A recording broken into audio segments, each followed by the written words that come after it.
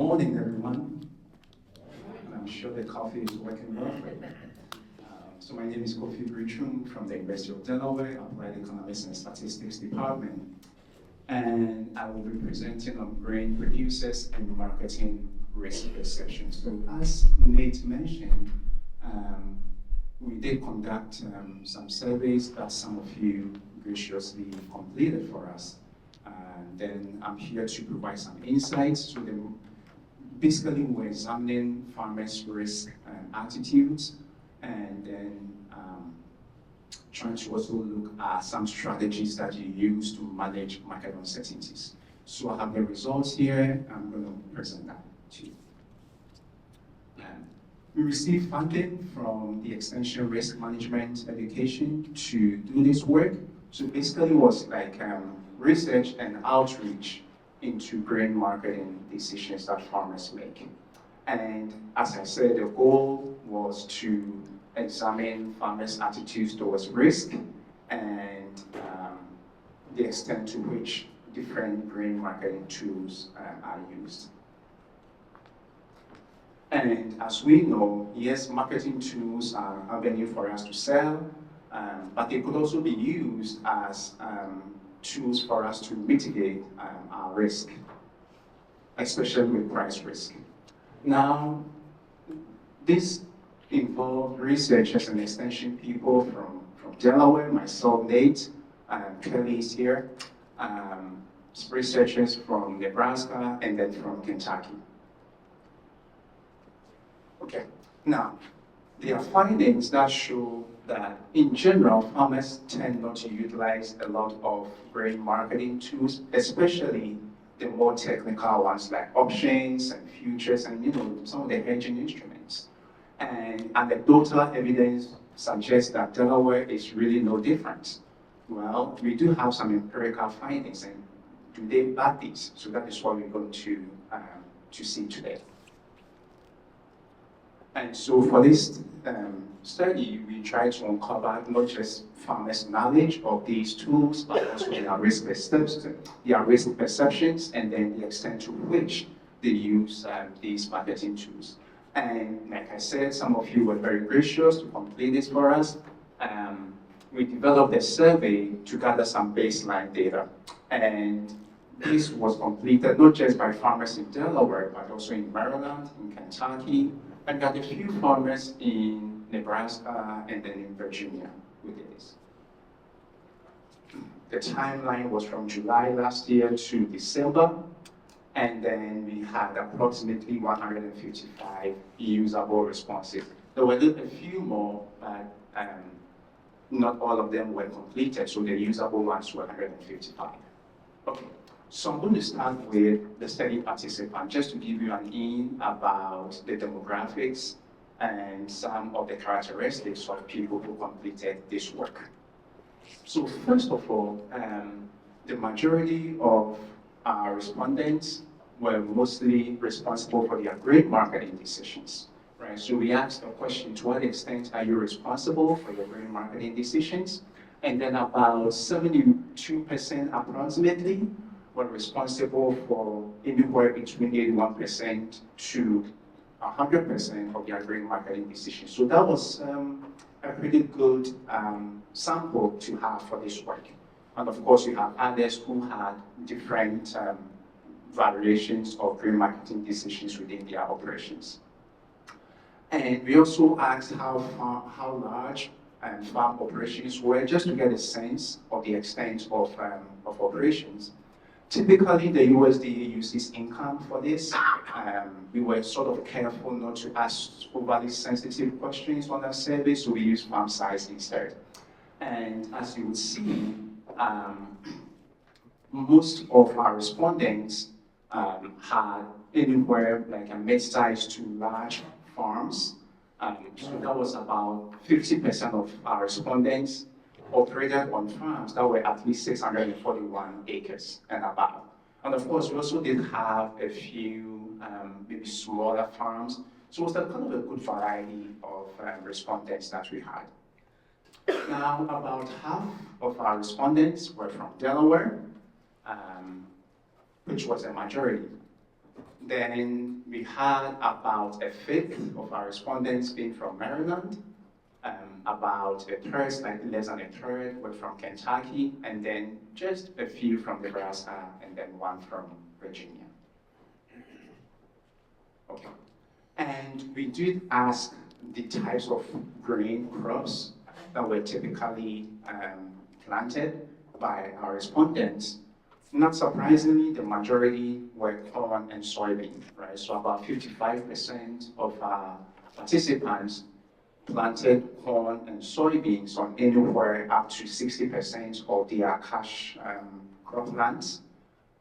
Wheat, not nearly as large, about half of our respondents never grew wheat.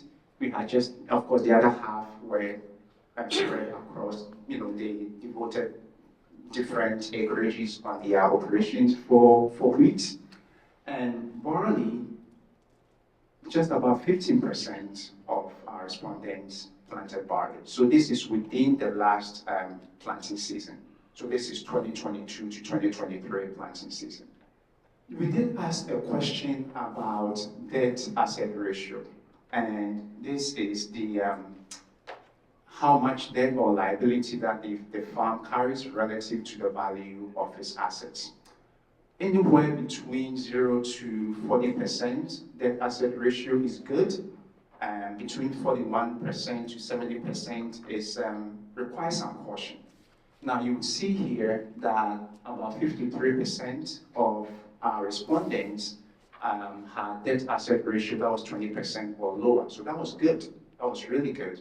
And we had about a quarter, which is the red section of the pie, that carried the debt asset ratio between 21% and 40%. So overall, we could say that the majority of respondents operated farms that were in pretty good financial standing. So that was good.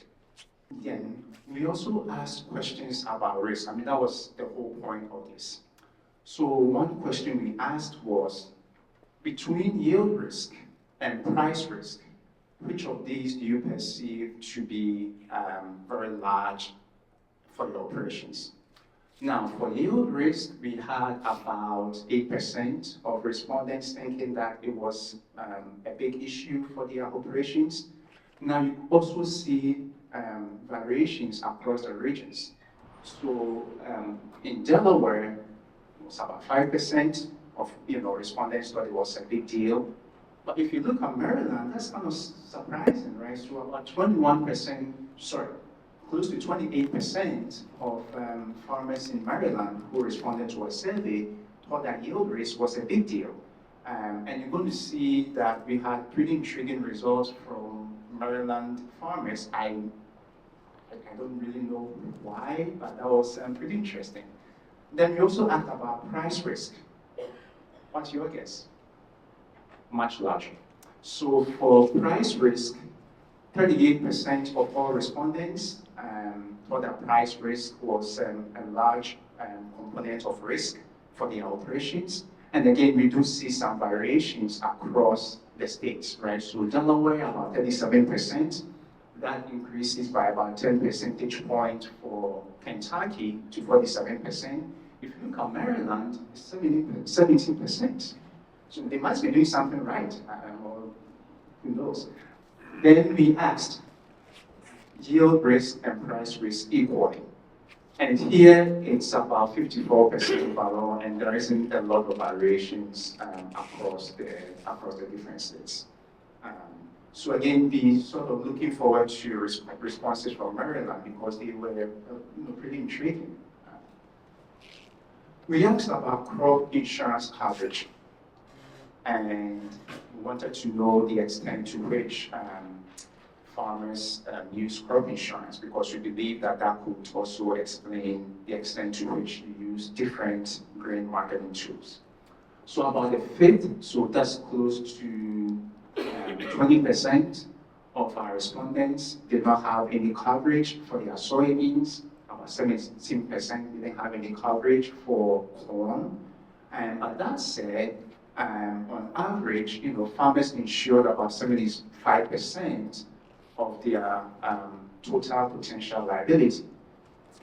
which is quite typical, right?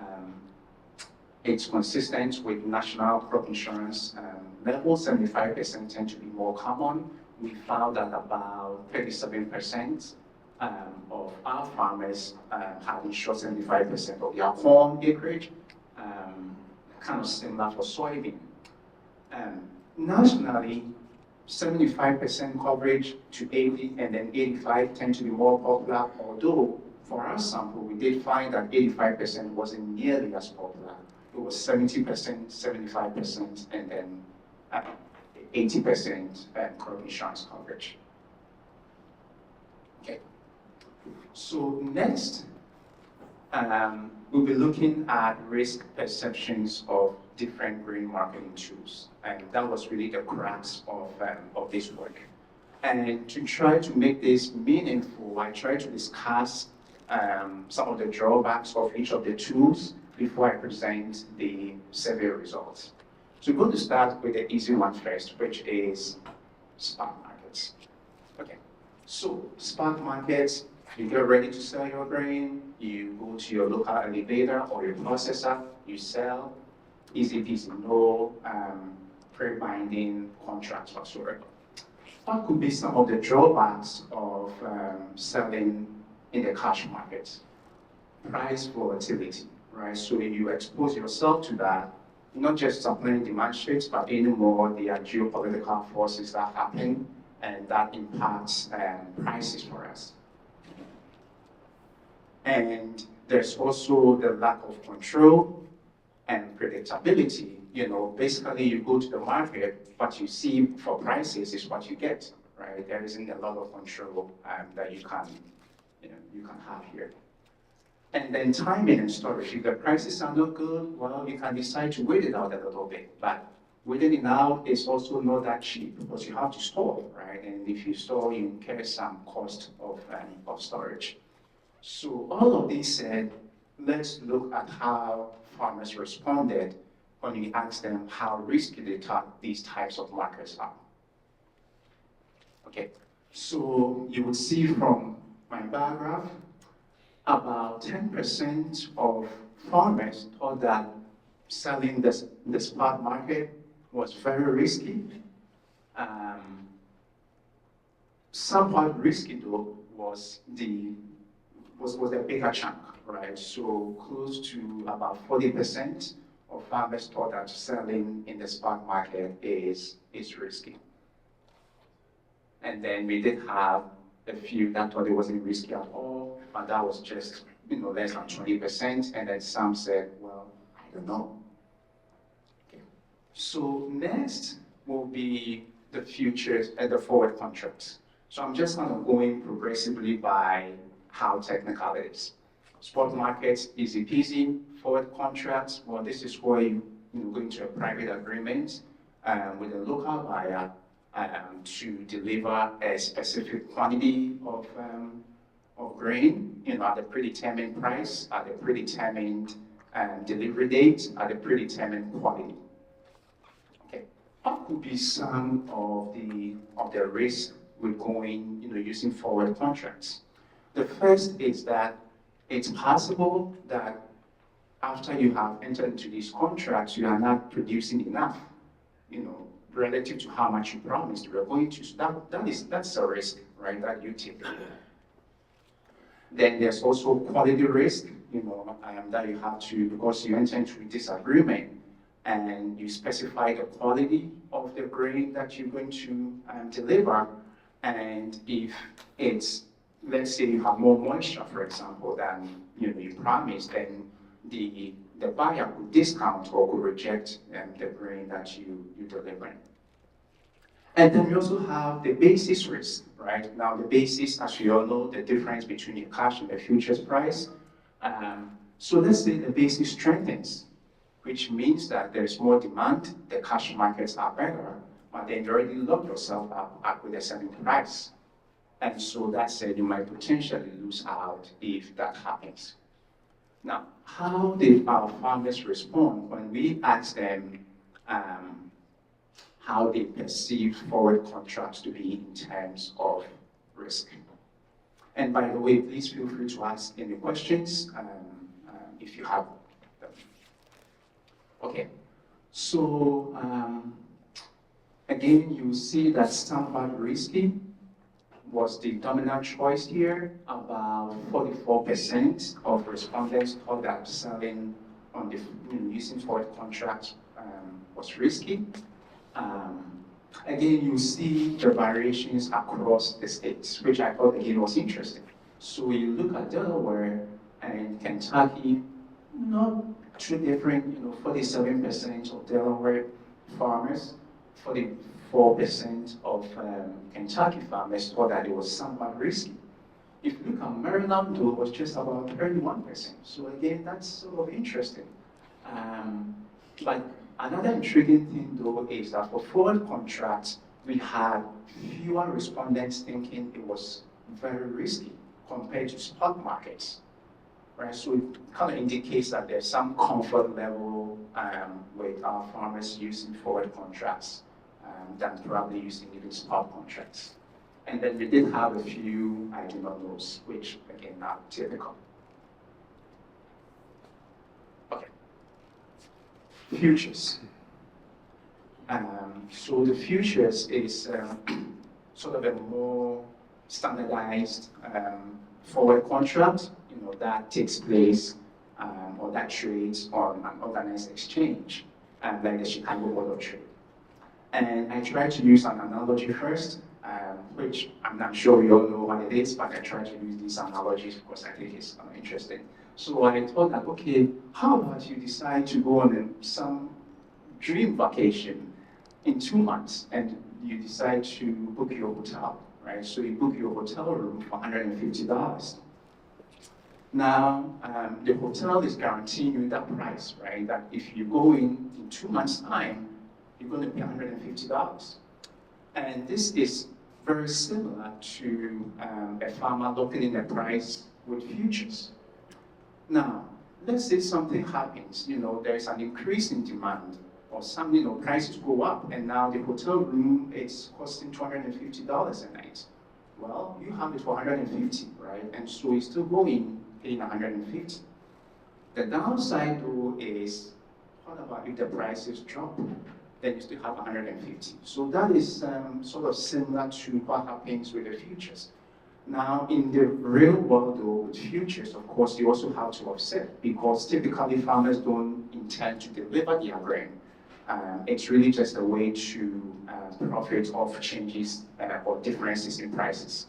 And so you have to eventually offset. So if you sold futures, then you want to buy futures to offset that position. Okay.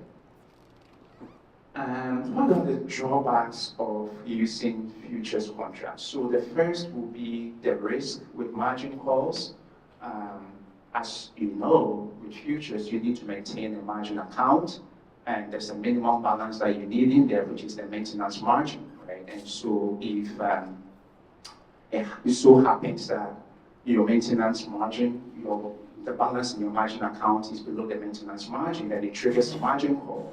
And that could, potentially have some impact on cash flow for farmers. Then there's also the issue of price movements and opportunity cost. So let's say, for example, that you go short on the futures. Now, if grain prices fall in that case, then bingo, right? You do benefit from that. But on the other hand, if prices rise, then you're going to lose out on that. So it's, again, you're doing these things because you don't really know, right? And you will still go either way. And the other drawback would be, well, you have to follow because you need to close out your position before expiration, otherwise you have to deliver. And it can be somewhat complex as well. Now, all of these said, let's look at how our respondents gave the responses that were given for risk regarding futures contracts. So I'm not sure that you're noticing the numbers, but very risky is now a little higher than we have with forward contracts, right? About close to 8% of all farmers thought that using futures contracts were very risky. There isn't a lot of variation here, at least with a very risky one. When it comes to moderately risky, Maryland farmers were more likely to say that it was rather than Delaware and then Kentucky. So again, that was sort of interesting. And somewhat risky tends to be, it's just true of surveys, right? People tend to kind of stick in the middle. Um, it was around 47% overall, thought it was somewhat risky to use futures. But again, it's very interesting if you look at the variations across the states. So it's Kentucky farmers were saying that futures, more than half of them thought that futures were somewhat risky. In Delaware, close to half, slightly less than. But then if you look at Maryland, that was just about 35%. So again, that was kind of interesting. Not sure what goes on in Maryland, but that will be something interesting to try to look into in the future. Okay, options. So again, I like to use analogies for these. And so the analogy I came up with is like you wanting to buy a concert ticket. Um, any concert, I wouldn't want to mention names to put myself in trouble, but let's say any concert that you want to attend. You pay for the ticket, right? So you pay to get in a concert. That's the fee. Well, with options, you also pay to participate. And so that will be the option premium. Now, let's say it's a really popular concert and then the tickets sell out and prices are much higher. Guess what? You still are able to get into the concert with the original ticket that you have. If you decide not to go though, well, guess what? You're going to lose your ticket. So it's the same thing with the options, right? You have the right, but you are not obliged, right? So that's the technical thing with the options. So options will basically protect you from pretty bad price swings, and it helps you to benefit when prices are good. The good thing is, well, you pay for the opportunity to participate in the futures market, but you are not obliged to do so. Now, what could be some of the drawbacks of using options? Again, I'm presenting this before I present the survey results. The premium cost, right? It's not, you have to pay a price to either buy your put or your call options. So that's your premium cost. And whether or not you exercise your options, you still have to pay. If you don't exercise that option, that becomes a sunk cost for you because you never used it.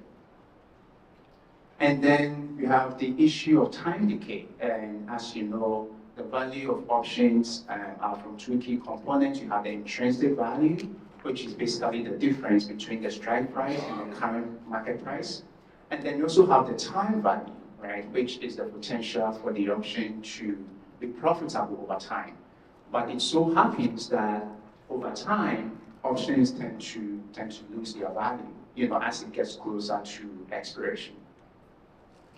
And then there's also the risk of selecting an incorrect or a wrong strike price. Now, this is not to say that the strike price itself is wrong. It's just that sometimes the way the markets work could lead the farmer at a disadvantageous position, depending on, again, how the markets are. So let's say, for example, that you decide to buy put options at a very high strike price. And a very high strike price means your premium cost will be high. Now, if it so happens that grain prices fall below your strike price, then this option is not providing as much protection as you had hoped that it would. Now, let's look at how our respondents thought that, what they thought the risk was when they used options. Now, you see here that close to 20% of our farmers who responded thought that options was very risky. Now, this is the most risk we have identified so far amongst the four. There was some variations again. Maryland farmers, then just about 10% of Maryland farmers thought that this was very risky, and this was at least twice as many for Delaware and then Kentucky farmers. Somewhat risky again tends to be the more dominant responses. about 23% overall. Respondents thought that using options was somewhat risky. But then again, if you look at Maryland, that was just about 7%. So again, there's something going on in Maryland that is, I think, is interesting. The other thing that was striking with options is we had the majority of participants said they do not know, right? So I do not know was just about 37%. It was much higher for Maryland, at 58%. So it's important for us because it sort of guides us into future outreach efforts with different green marketing tools. Now, the other thing I want us to look at is talking about I do not know. What are the levels of understanding when it comes to using these different green marketing tools? Now, to make this more contextual, I'll be comparing that with the cash market or the spot market, which is a more straightforward one. So let's start with knowledge ratings between spot sale and then the forward contracts. The blue bars are the spot sales, and then the red ones are for this one is the forward contracts. So, for forward contracts, I'll say that about 25% of participants thought that they were extremely knowledgeable, which was quite impressive, and very knowledgeable was quite comparable between spot markets and then the futures market. Sorry, the forward contracts. So overall, there was an adequate level of knowledge between spot markets and then forward contracts. It gets, you see the contrast a little bit more with, as we ramp it up. So now let's look at spot markets and then futures. Now you can see extremely knowledgeable is just about 10% for the futures, which is the orange bar, right? And the spot hasn't changed. I'm just using that for comparison. That hasn't changed. But then you still have quite comparable percentages for farmers who responded that they were very knowledgeable, right? And then moderately knowledgeable, and so on and so forth. Now let's look at options. Now it gets pretty striking there. So for options, if you look at extremely knowledgeable, so that's the green bars. If you look at extremely knowledgeable and very knowledgeable, they are combined less than 10% of farmers thought that they were knowledgeable when it came to using options. Moderately knowledgeable, somewhat maybe close to 30%, but then you could see that the majority of our respondents were either only slightly knowledgeable or not knowledgeable at all when it came to using options. And I'm comparing this with the spot market. So again, it kind of helps us to know where to tailor our education and outreach efforts. Not to say that you should use one marketing tool or the other, but just to provide more education so that you can make better choices when it comes to selling grains. Okay. Now, we also asked about utilization of marketing tools. So here the question was, in the past 3 years, how often have you sold grain using the following instruments: spot markets, forward, futures, etc.? And then we use the frequency scale from always to never. Now, for this presentation, in the interest of time, I will be presenting on the first three: always, sometimes, and never. So basically, do you always use this tool? Do you sometimes use this tool? Do you often use this tool? So let's start with always. You'll see that the majority of farmers, close to maybe 22%, always sell in the cash market. For forward, it came a little, it was like second, about 17% always used forwards. And futures, less than 10%, options, even less. How about often? So how often do you use these tools? And kind of interesting, but forward contracts are more often used than farmers sell in the cash market. And then you also see futures being close to 20%. So it's overall, the picture is looking like it's cash market, forward contracts, and then futures. Options, we're still around, maybe around like 10%, 10%, less about 5% of farmers, often use. And then sometimes, still pretty much the same trend that we've seen. So spot markets tend to be the most popular, forward contracts coming pretty close, and then futures. Options, not even sometimes, right? So again, the trend is that farmers here and in Kentucky are typically selling in the cash market, using forward contracts, and then using futures contracts. Okay, now something else that I did, so we have all of these different factors, crop insurance and your knowledge and your risk tolerance. To how do they help explain the extent to which you use any of these marketing instruments? So here I used a statistical method called regression. You may be familiar with that. And this is just to help us to predict the chance of something happening based on different factors. So it can be a little bit more complicated than this, but basically it just tells us which factor is most important in influencing the outcome, right? And here, most important in statistical parlance, we say significant, let's say relevant. So which factors are relevant in explaining which tools farmers decide to use to sell their grain? Okay, so the highlighted factors were those that were most important. I do have some stars. The more stars I have, the more important this factor was in explaining the extent to which farmers used each tool. So land planted with beans, you see, have started and that's spot sales. So it means that the more land that a farmer planted or cultivated with soybeans, the more likely they were to sell in the cash market. Now, crop insurance. Remember in the crop insurance, I started from 85% and then 80% and all the way up. So this positive, again, I should have said this, if it's positive, it means that the relationship is direct, right? And if the sign is negative here, it means that they go kind of opposite ways.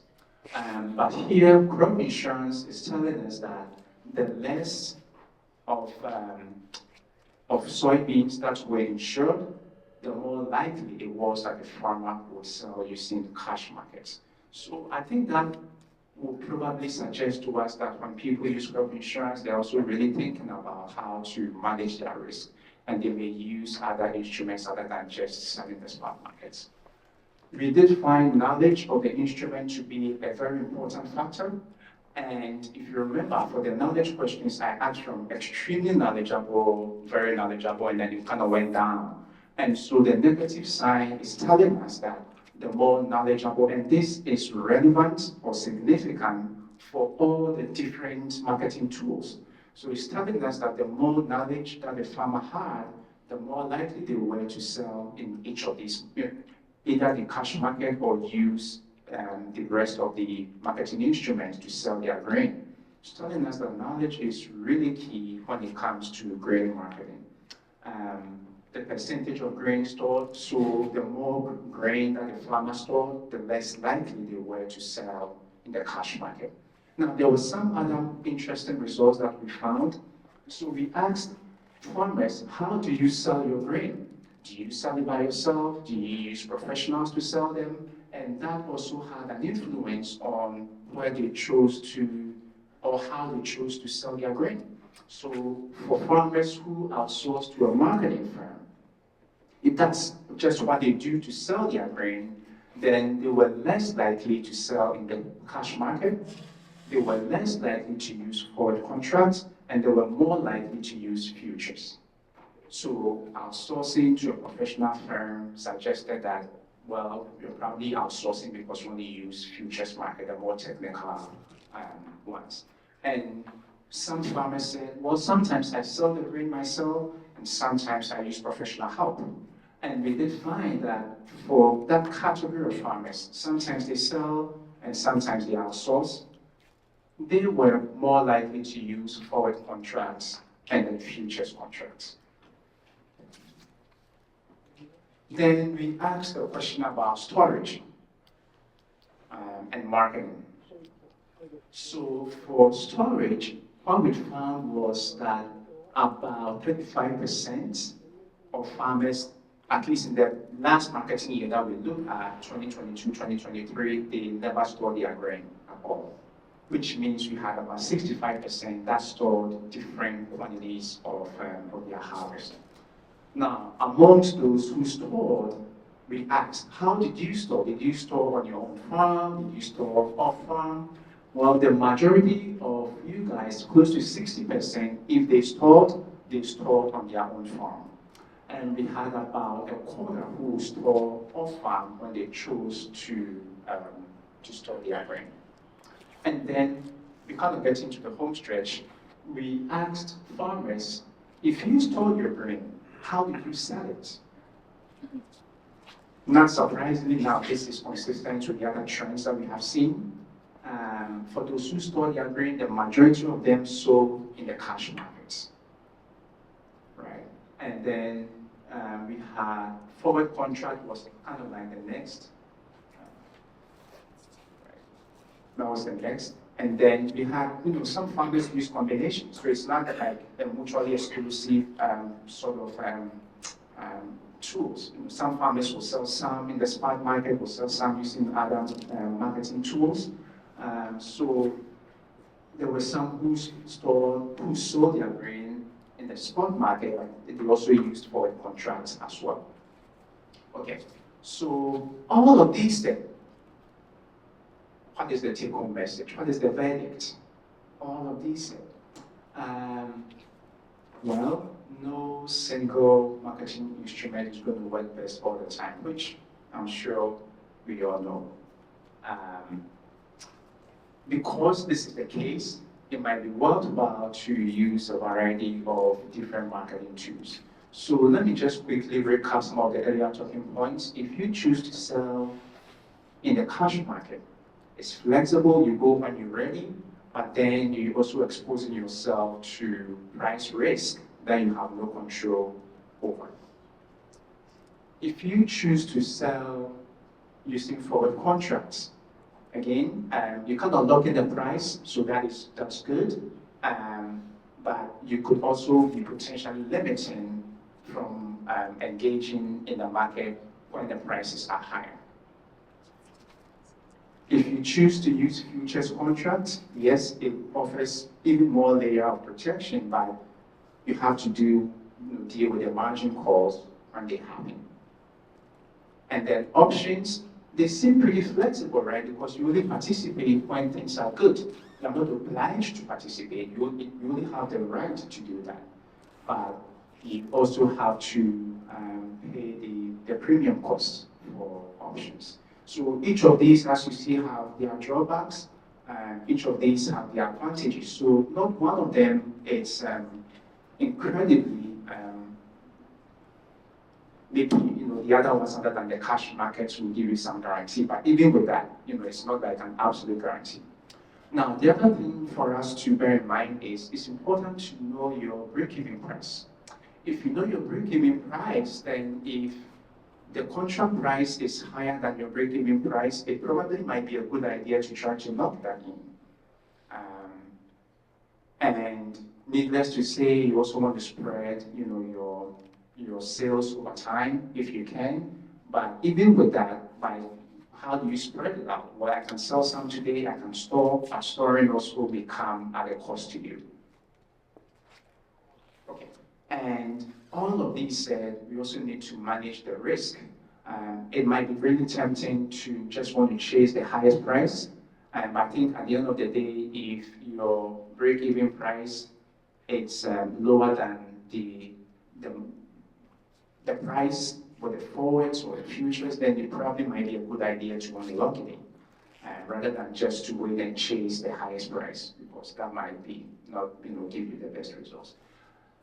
Finally, it's good to understand your basis. Again, the basis is the difference between your cash, the cash price and the futures price. If the basis is strong, it means that demand is high. And so might be an indication that, hey, you probably want to sell locally in the spot market. If the local basis is weak, it means that demand is lower, so you want to consider storing or using futures, whatever works. And I got this graph that I thought was informative when it comes to basis. And you see that, before the fall harvest, basis tends to weaken, right? Basis tends to weaken. I think in anticipation of the harvest fall, people want to sell old crop, and so that means there's more supply, basis tends to weaken. It's very low at the time of the fall harvest, and then right after that, it starts to rise, which means that your cash prices are going to be higher. So that would be something to also bear in mind when you decide to use basis as an indicator to selling your grain. So that's all I have for you. Again, thank you so much for those of us who participated in the survey, because that has been incredibly helpful for us going forward. Can you go back to the slide that showed storage, the amount of storage?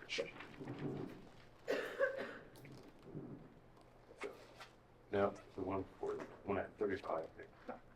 So if you look at that there on stored grain, basically the farmer is storing grain and has no sale made at that point probably. And so he spot sales at some future date. Mm-hmm. Is that not probably riskier than any of the other options? That's a good question. Other than basis, what are you counting on?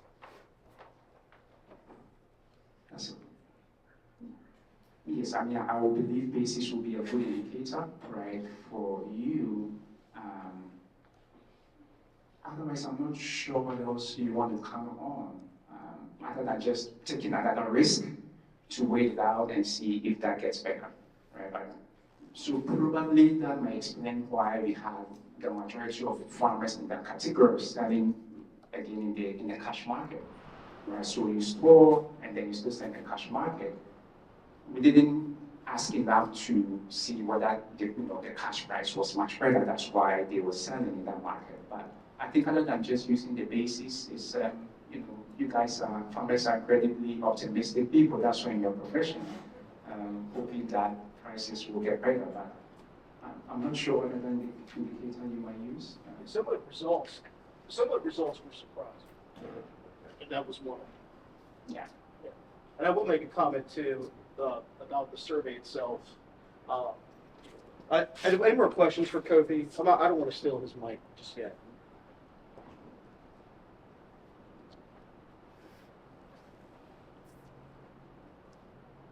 As well. I guess we'll give it up for him. I guess you guys learned something about yourself.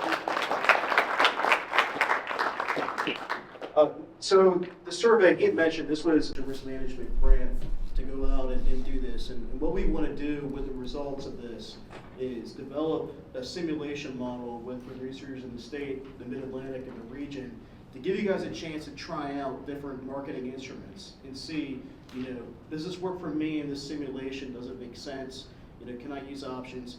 There are different simulation, software programs from colleagues in the Midwest, but marketing conditions in the Midwest are very different than marketing conditions here. So we just wanted to have some preconceived knowledge on how you guys are marketing here, so that we could go ahead and hopefully use this as a foundation to go find some nice funding to make this possible.